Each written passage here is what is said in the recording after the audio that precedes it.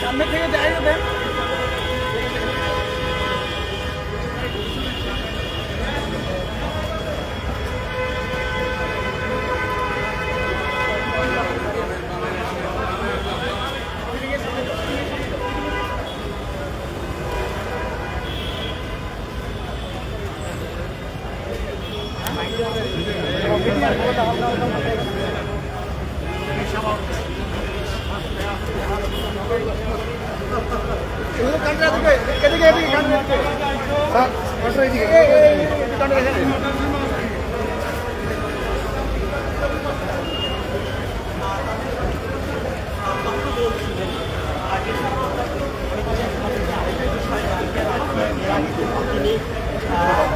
সামলির যে শিশু হসপিটালটি রয়েছে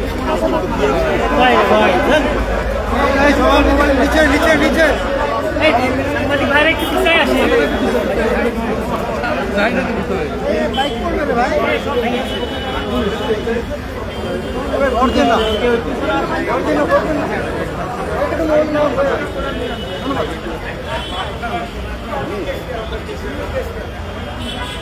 ভাই ক্যামেরা পিছনে না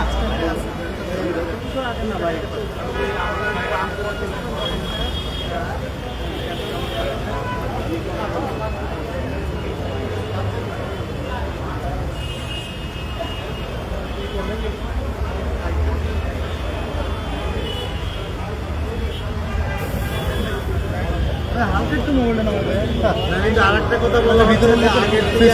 বেশি বিক্রি হয়ে যাবে আগে আপনারা যে পরিমাণ তেল পাইতেন সেই পরিমাণ 24 টাকা আগে কয় গাড়ি পাইতেন আগে 3 গাড়ি পাইতেন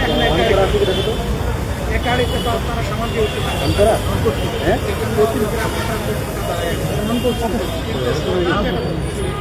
আমাদের জ্বালানি মন্ত্রী যে বিবৃতিটা দিয়েছে তিনি বলেছেন যে আগের চেয়ে বেশি আপনারা 3 ভাগের এক পারবেন কি করে এই কথাটা সত্য ওই কথাটা সত্য না শুনছেন আপনারা আপনারা শুধু লাইভ হয় সারা দুনিয়া বাস্তবতা আপনাদের কথা এক নাই তো আচ্ছা আপনারা কি বেশি দামে একটু ফায়দা করেন আপনারা করেন এবং সেটা একদম ফ্রন্টে কিছু নাই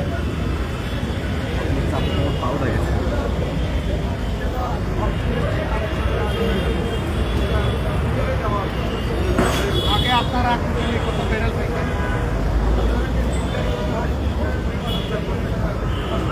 আচ্ছা 40,500 টাকা আর এখন পাচ্ছেন 4.5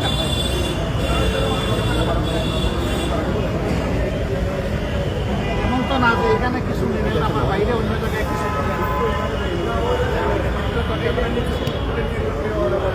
আমার হচ্ছে কি আমাদের একটা কথা সংসদের ভিতরে বলা হয় আমরা বলি মহান জাতীয় সংসদ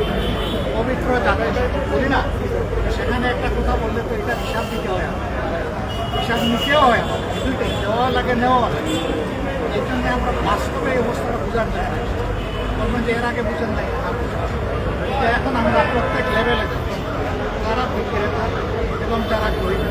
তাদের উভয়ের কথা আমরা শুনতে চাই তারা কী বলে না আপনাদের কথা এবং আমাদের সংসদের কথা দিচ্ছে ডিফারেন্ট হয় আসলে দেখেন এই সম্পর্কটা আমরা তৈরি করি আমাদের সরকারও তৈরি করি এইটা বিশ্বে একটা যুদ্ধ শুরু হয়েছে তার একটা কুফল হিসাবে আমাদের কিন্তু আমাদেরকে সত্য কথা বলতে আমাদের বাস্তবে যা সমস্যা আছে এটা তুলে ধরবে সবাই বুঝবে তখন কেউ অসহিষ্ণু হবে না ধৈর্য কিন্তু আপনি যদি বলেন যে সবই আছে তাইতে লোকরা বলবে এটা আমার সবই দাঁড়ায় আমরা এখানে যেমন গাড়িগুলোকে জিজ্ঞেস করি গাড়িগুলোর দাম রাত 9টায় রাত 9টার লোক বলে যে এরপরে আমি যখন কাছে চলে আসি এখন জানি যে আমি কী করবো আমি তো এখানে পড়ে আছি অথচ বলা হচ্ছে একে গাড়ি বারবার তেল নিয়ে বিক্রি করছে। এই জন্য তেলের ডিমান্ড বেড়ে গেছে, আগের চেয়ে বেশি বিক্রি হচ্ছে। এই কথা একেবারেই কেউ শেখার, সবাই বলছে সারাদিনে একবারই পাই, তাও আমাদেরকে সর্বোচ্চ 2000 টাকা দেওয়া হয়। আর মোটরসাইকেল বলতেছে আপনারাই শেখান, 500 টাকার আমরা সর্বোচ্চ পাই। নিজে 300-250 এক এক পাম্পের অবস্থা অনুযায়ী সেরকম গাড়ি দেখা পড়ছে 8 ঘন্টা, 10 ঘন্টা, 7 ঘন্টা, 5 ঘন্টা লাইনে দাঁড়িয়ে এইটুকু তেল নিয়ে বাধ্য হয়ে তেলের কাজ। আমরা দুঃখিত যে আমরা একদিকে জনগণের ন্যায্য চাহিদা পূরণ করতে পারছি না, অন্যদিকে জনগণকে আমরা মৃত্যু বানাই। এটা আসলে জাতীয় লজ্জাই, আমাদের খারাপ। তাই সত্য ঘটনা বললে অসুবিধা। আমি তো আগেই বলেছি এই সংকট সরকারের সৃষ্টি, এটা ইরান ইসরায়েল যুদ্ধের কারণে। সবাই মিলে আমরা বুঝবো, সেইভাবে চলবো, মিথ্যার আশ্রয় নেওয়ার জন্য, জনগণকে ধোঁকা দেওয়ার জন্য। ভালো থাকবেন ভাই। আর আমাদের অনুরোধ, আপনারা যা পাবেন স্বচ্ছতার সাথে এই কাজটা পাবেন না, কি করার আছে। Thank you. আমার সাথে এই যে বিষয় আছে